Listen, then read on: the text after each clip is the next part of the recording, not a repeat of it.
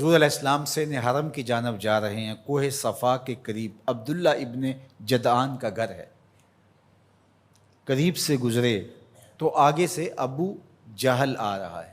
حضور علیہ السلام کو جب اس نے دیکھا تو بدتمیزی شروع کر دی۔ وہ الجھتا چلا جا رہا ہے، حتیٰ کہ اس نے ایک نوکیلا پتھر پکڑ کے حضور کو زخمی کر دیا اور آقا کے نازک بدن سے خون بہنے لگا۔ حکم جہاد نہیں آیا، اللہ کی مشیت ہے۔ حضور علیہ السلام وہاں سے سین حرم میں پہنچے، آب زمزم سے اپنے زخم دھوئے اور اللہ کے حضور سجدہ ریز ہو گئے۔ مالک تیرے رنگ، یاری تیری سونا پر ازمیشاں تیریاں اگ، سونا پرکھیا جامدہ ہے نال اگاں دے لگ۔ حضور کے چچا حمزہ بن عبد المطلب ابھی اسلام نہیں لائے تھے، شکار کرنے گئے ہوئے تھے۔ یہ جب شکار کر کے آتے تو بڑے اترا کے چل رہے ہوتے، تو دو لونڈیاں آپس میں بات کر رہی تھی کہ اگر اس کو پتہ ہوتا نا کہ اس کے بھتیجے کے ساتھ آج عمر بن حشام نے کیا سلوک کیا ہے تو آج اس کی یہ چال نہ ہوتی۔ تو حمزہ بن عبد المطلب کے کان میں یہ بات پڑ گئی، اللہ اکبر، رک گئے۔ وہ جو فاخرانہ چال تھی تبدیل ہو گئی۔ تجسس سے پوچھتے ہیں کیا ہوا، انہوں نے ساری کہانی سنائی۔ بس غصے میں آ گئے، کمان ہاتھ میں پکڑی تھی، اسی طرح سیدھا سین حرم میں پہنچے۔ صنادید قریش نشستیں جمائے بیٹھے تھے، ابو جہل بھی اپنے چیلے چانٹوں کے ساتھ ایک نشست پہ براجمان تھا۔ کمان کو زور سے اس کے سر پہ مارا اور کہا کیا تو نے محمد کو لاوارث سمجھ لیا ہے صلی اللہ علیہ وسلم۔ خیر ابو جہل کا سر پھٹ گیا، اس کے چیلے چانٹے اٹھے، لیکن بڑا کائیں شخص تھا ابو جہل۔ اس نے کہا کہ یہ اس وقت تو تنہا ہے، لیکن اگر سلسلہ چھڑ گیا تو بنو ہاشم بھی آ جائیں گے، اور میں نے بہت سری زیادتی کی ہے۔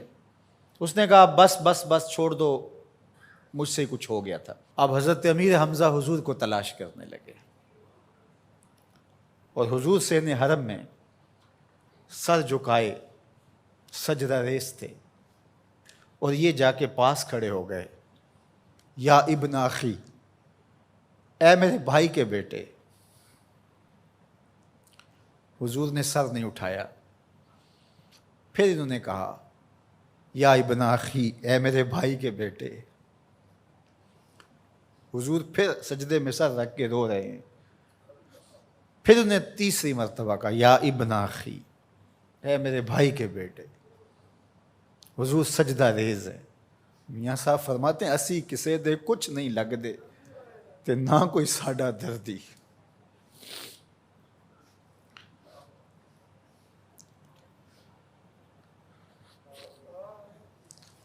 خیر حضور نے سر انور اٹھایا تو کہا بھتیجے تو خوش ہو جا، میں تیرا بدلہ لے آیا ہوں۔ حضور نے بڑی بے نیازی سے کہا کہ چچا مجھے کوئی خوشی نہیں ہوئی۔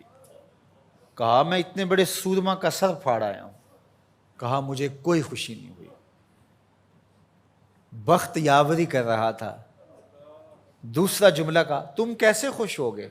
کہا جس رب کو میں مانتا ہوں اس کو تم بھی مانو، یہ میری خوشی کا سامان ہے، اگر مجھے یہ دے سکتے ہو تو کہا پھر دیر نہ کیجئے، ابھی اپنی غلامی میں شامل کر لیجئے۔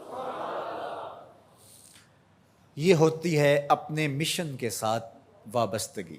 ہم اپنے چھوٹے چھوٹے سطحی مفادات کی وجہ سے کتنے بڑے دینی نقصان کر دیتے ہیں، اور ہم جان رہے ہوتے ہیں کہ میری اس ذات سے یہ نقصان ہو رہا ہے، لیکن ہمارا نفس اتنا بڑا ہوتا ہے۔ لیکن یہاں مشن کے ساتھ وابستگی دیکھیے۔ وہ کہتے ہیں کہ بھتیجے بتاؤ تم کیسے راضی ہوتے ہو؟